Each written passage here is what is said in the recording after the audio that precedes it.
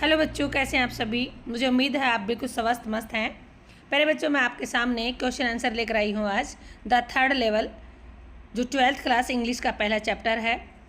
आप मेरे साथ बने रहिए वीडियो में और देख कैसे चुटकियों में मैं आपका कंसेप्ट क्लियर करती हूँ। बिल्कुल सिंपल लैंग्वेज में मैंने ये आंसर्स लिखे हुए हैं इसके अंदर। चलिए पहला क्वेश्चन हम स्टार्ट करते हैं। What does the third level refer to. The third level है, ये जो वर्ड है, हमारे चैप्टर का नाम भी यही है। ये किसके बारे में बता रहा है, क्या है ये। The third level refers to an imaginary railway platform at grand central station. जो थर्ड लेवल है, जो एक कल्पना में है, एक्चुअल में एग्जिस्ट नहीं करता ये प्लेटफॉर्म, लेकिन एक जो हमारा मेन कैरेक्टर है चार्ली, उसकी कल्पना करता है, वो इमेजिन करता है कि वास्तव में ये एग्जिस्टेंस में है। और कहाँ इसका एग्जिस्टेंस इमेजिन कर रहा है, ये सोच रहा है ग्रैंड सेंट्रल स्टेशन, जिसका नाम है सेंट्रल स्टेशन का, which exist only in Charlie's mind, जो सिर्फ चार्ली के माइंड में है, एक्चुअल में नहीं है। मीन्स वो कल्पना करता है सिर्फ कि ऐसा कोई सेंट्रल स्टेशन, ऐसा कोई थर्ड लेवल है। It symbolises his desire to escape the harsh realities of modern life. ये किसको सिम्बोलाइज करता है, किसका प्रतीक है, संबोधित करता है ये कि एक उसकी इच्छा है, वो बच जाना चाहता है जो आधुनिक ज़िंदगी की परेशानियों से।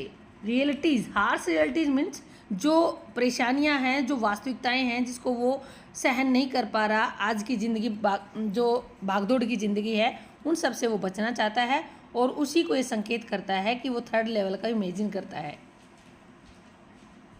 चलिए अब नेक्स्ट क्वेश्चन पे चलते हैं। Would Charlie ever go back to the ticket counter on the third level to buy tickets to Galesburg for himself and his wife? क्या चार्ली जा पाता है टिकट काउंटर के ऊपर वापस, क्योंकि वो उस पहली बार जब गया तो वो टिकट परचेज नहीं कर पाया था, क्योंकि उसके पास वो पुरानी करेंसी नहीं थी। उसे अपनी आधुनिक करेंसी को पुरानी करेंसी में चेंज करके फिर जाना था दोबारा टिकट परचेज करने के लिए, अपनी वाइफ के लिए और ख़ुद के लिए, क्योंकि वो गेल्सबर्ग जहाँ उसका बचपन बीता है वहाँ जाना चाहता था। तो कहना ये चाहता है क्वेश्चन में कि क्या वो फिर जा पाया। नो, नहीं जा पाया। कारण Charlie wanted to go back to the ticket counter on the third level. Charlie जाना चाहता था टिकट काउंटर पे, जो थर्ड लेवल उसने देखा था, but he couldn't find again, परंतु उसे मिला ही नहीं दोबारा। डिस्पाइट सर्चिंग, वो ढूंढता रहा बार बार, उसके बावजूद भी थर्ड लेवल को ढूंढे नहीं पाया। इट रिमेन्ड ए फैंटेसी, ये मात्र एक कल्पना रह गई उसकी। इसका मतलब वो रियल में एग्जिस्ट ही नहीं करता था। And a symbol of his yearning for a simpler past. Yearning होता है चाहत, चाहना, लालसा। बस एक लालसा बन के रह गई कि वो पास्ट में, वो साधारण सा जो पास्ट उसने देखा था, उस पास्ट में वो जाना चाहता था, जा नहीं पाया। Clear. Now third question. This is third question. What do you infer from Sam's letter to Charlie? Infer होता है इन्फॉर्मेशन या अनुमान लगाना। आप क्या अनुमान लगाते हो या क्या आपको इन्फॉर्मेशन मिलती है। सैम जो साइकेट्रिस्ट था हमारे चार्ली का, उसने जो लेटर लिखा था, उससे आपको क्या सही सबूत या सूचना मिलती है। Sam's letter shows he too escaped modern life stress by finding the third level. Sam के लेटर में ये प्रूव किया गया था कि वह वास्तव में थर्ड लेवल है, एग्जिस्ट करता है। लेकिन इस लेटर से ये साबित होता है कि वो भी आधुनिक समाज की जो स्ट्रेस है, जो समस्याएं हैं, उनसे बचना चाहता था और इसलिए उसने थर्ड लेवल को ढूंढा।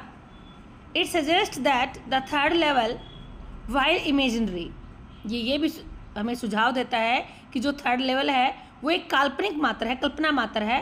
प्रोवाइडेड साइकोलॉजिकल कंफर्ट, उससे हमारे दिमाग को एक संतुष्टि मिलती है कि हाँ, ये थर्ड लेवल जो है, जो चार्ली ने इमेजिन किया है, वो चार्ली को ताकि संतुष्टि मिले कि हाँ, मैं झूठ नहीं बोल रहा, मैं वास्तव में थर्ड लेवल पर गया था।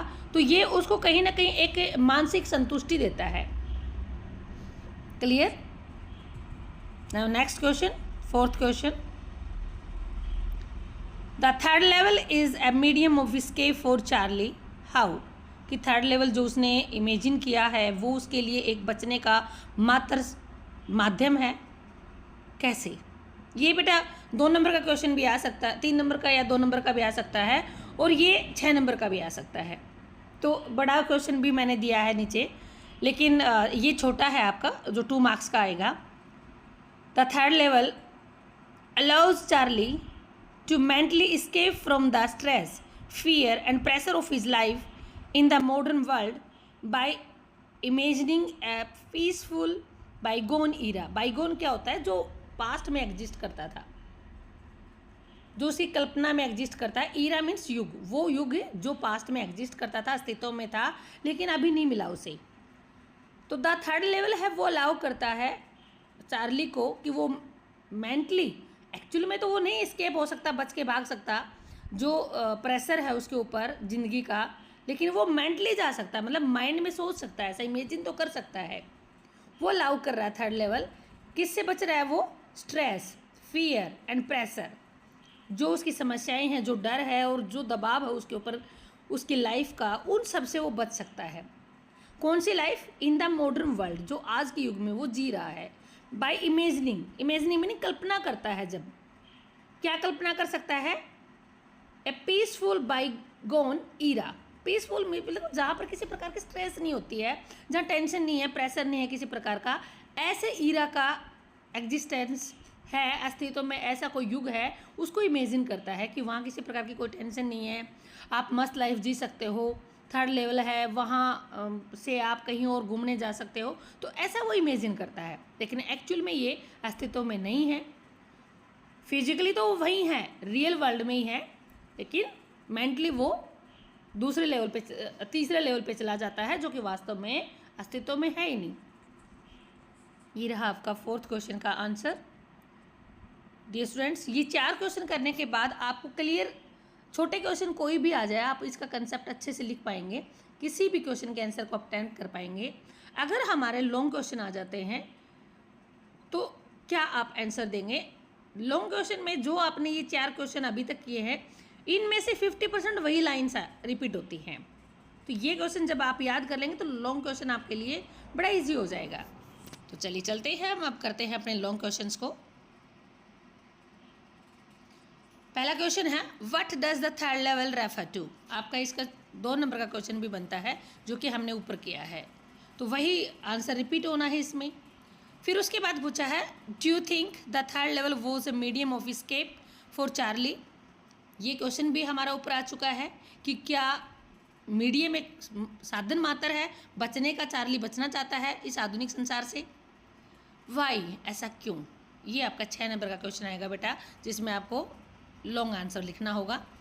तो ये दोनों ही क्वेश्चन आपके 3-3 नंबर में या 2-2 नंबर में भी आ सकते हैं, और इन दोनों को जब इकट्ठा कर दिया तो आपका लॉन्ग क्वेश्चन बन जाएगा। तो चलिए चलते हैं, आंसर को देखते हैं। The third level refers to an imaginary floor at grand central station in New York. New York के अंदर जो ग्रैंड सेंट्रल स्टेशन का नाम है, वहाँ पर एक कल्पना करता है वो कि थर्ड लेवल भी है। वास्तव में वहाँ 2 ही लेवल है, लेकिन इसकी इमेजिनेशन में एक थर्ड लेवल भी है। किसकी इमेजिनेशन में? चार्ली की। वो तीसरा लेवल भी सोचता है। In reality there are only 2 levels. वास्तव में कितने हैं? 2 ही लेवल है वहाँ। But Charlie believes he finds a third level that takes him to the year 1894।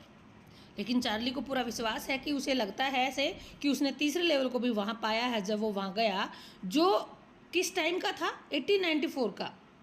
मतलब जो हमारा चार्ली है वो अभी कहाँ, कौन से उसमें युग में जी रहा है? 20वीं सदी में। और ये दिखा किस में रहा है? 19वीं सदी का, 1894 का। डिफरेंस हो गया। ये कह रहे हैं कि नहीं, 1894 में मैं वहाँ था और थर्ड लेवल था। This place is peaceful and simple. ये स्थान बहुत ही प्यारा सा है, शांति है यहाँ पर, बिल्कुल साधारण सा है। Very different from the stressful modern world Charlie lives in. ये बिल्कुल अलग है, जिस संसार में, जिस युग में वो अभी रह रहा है, उस संसार से बिल्कुल अलग है, क्योंकि ये जो युग है जिसमें वो रह रहा है वो स्ट्रेसफुल है, समस्याओं से, टेंशन से भरा हुआ है। थर्ड लेवल है उसके बचने का साधन है। इसी क्वेश्चन में दूसरी जो लाइन पूछी गई थी, यस बिल्कुल सही, उसके बचने का एक साधन है।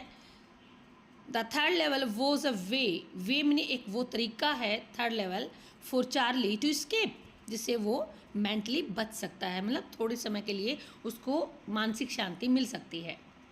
Charlie was unhappy and stressed with a fast and competitive life. जिस संसार में वो जी रहा है वो संसार में ज़िंदगी बड़ी भागम भाग है, तेज़ दौड़ रही है, कंपटीशन इतने ज़्यादा बढ़ गए हैं कि इंसान खुश रह ही नहीं सकता और स्ट्रेस में है। His psychiatrist friend Sam is right when he calls it A walking dream wish fulfilment.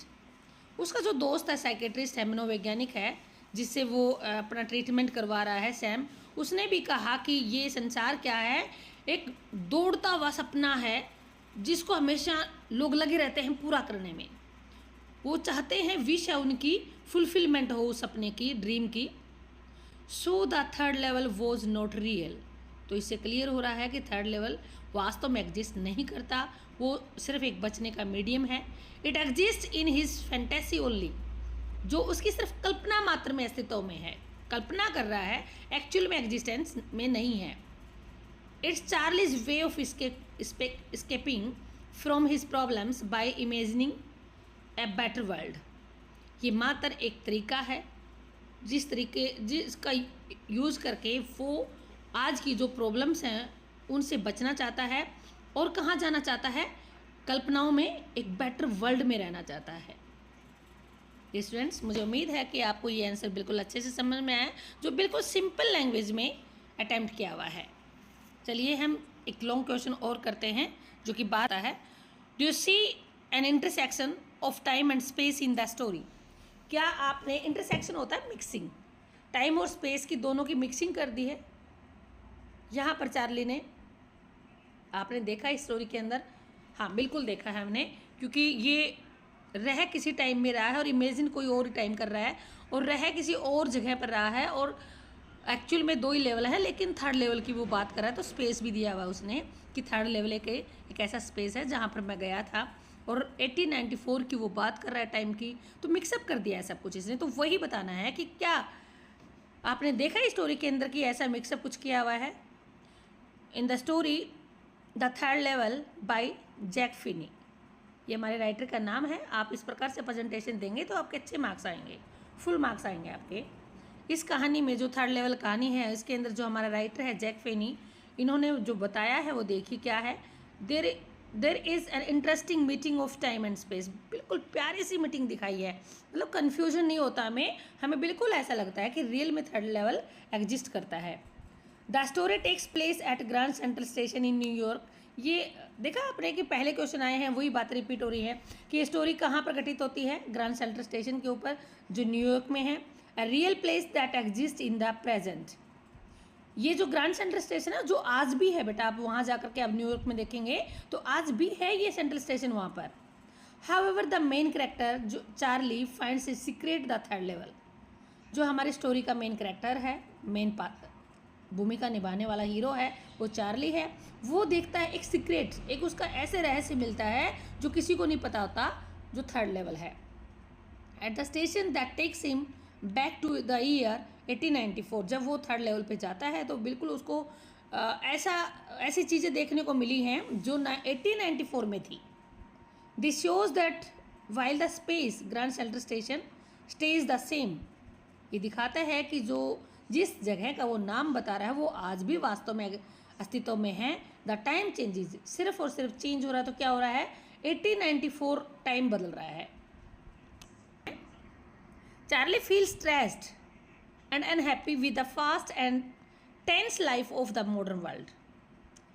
Stress मतलब बहुत ज़्यादा परेशान है, वो खुश नहीं है अपनी ज़िंदगी से, क्योंकि ये लाइफ दौड़ रही है। आधुनिक संसार में शांति नहीं है, कहीं भी टेंशन में है वो बहुत ज़्यादा। He dreams of a simpler and quieter life. वो एक ऐसी सिंपल साधारण सी ज़िंदगी की कल्पना करता है जहाँ बिल्कुल क्वाइटर शांति है बिल्कुल। And this desire leads him to discover the third level. और उसकी यही इच्छा उसको कहाँ कल्पना में पहुँचा देती है कि यहाँ पर ग्रैंड सेंट्रल स्टेशन पे एक तीसरा लेवल भी है। When he reaches there, और जब उस तीसरे लेवल पे वो पहुंचता है, he sees everything from the past। उसको सारी पास्ट की पुरानी चीज़ें, पुराने ज़माने की चीज़ें दिखती हैं। Old trains, people wearing clothes from 1894, वहाँ पुरानी ट्रेन है, वहाँ जो लोग हैं वहाँ पर वो ऐसे कपड़े पहने हुए हैं जो 1894 में पहने जाते थे। एंड ए पीसफुल इन्वायरमेंट, बिल्कुल शांति है वातावरण, क्योंकि पब्लिक ज़्यादा नहीं है, बिल्कुल वहाँ पीसफुल एरिया है। It seems like 2 different times are happening in the same place. ऐसा लगता है कि 2 अलग अलग टाइम है। एक तो वो टाइम है जो रियल में वो जिसमें जी रहा है, दूसरा टाइम वो 1894 की बात कर रहा है। तो 2 टाइम एक ही साथ उसने एग्जिस्टेंस में ला दिए हैं, अस्तित्व में ला दिए हैं। Through this idea, the writer shows that sometimes, because of our strong wishes and imagination, time and space can mix. इस विचारधारा के द्वारा ये यही कहना चाहता है, हमारा जो लेखक है वो कहता है कई बार ऐसा होता है कि हमारी इतनी स्ट्रॉन्ग विश हो जाती है, इच्छा हो जाती है और हमारी कल्पना हो जाती है कि हम समय और टाइम को आपस में मिक्स कर देते हैं।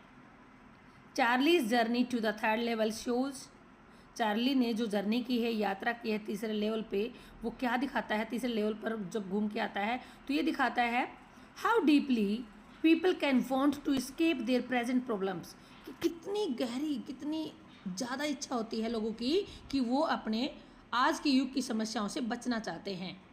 And go back to the happier time, और एक खुशनुमा समय जहाँ पर बिल्कुल खुशियाँ हो, ऐसे समय में जाना चाहते हैं। In this way the story clearly shows the meeting point of time and space. तो इस प्रकार से आपने देखा इस कहानी में क्लियर स्पष्ट रूप से ये दिखाया गया है कि किस प्रकार से समय और स्पेस, जगह का आपस में कंबाइन कर दिया गया है कि समय कोई और है और जगह कोई और है। तो ये कम्बिनेशन है, ये बड़े अच्छे तरीके से इस चैप्टर के अंदर दिखाया गया है। प्यारे बच्चों, मुझे उम्मीद है आपको बिल्कुल आंसर का कंसेप्ट क्लियर हुआ है। Dear students, now concept is clear to you, so I hope that you are able to understand what's the writer wants to say here in this chapter. फिर मिलते हैं नई वीडियो के साथ, बने रहिए मेरे साथ, सब्सक्राइब कीजिए, लाइक कीजिए और अपने दोस्तों के साथ। अगर आपको संतुष्टि मिली है, आपको आंसर अच्छे लगे हैं तो ज़रूर शेयर कीजिए। धन्यवाद।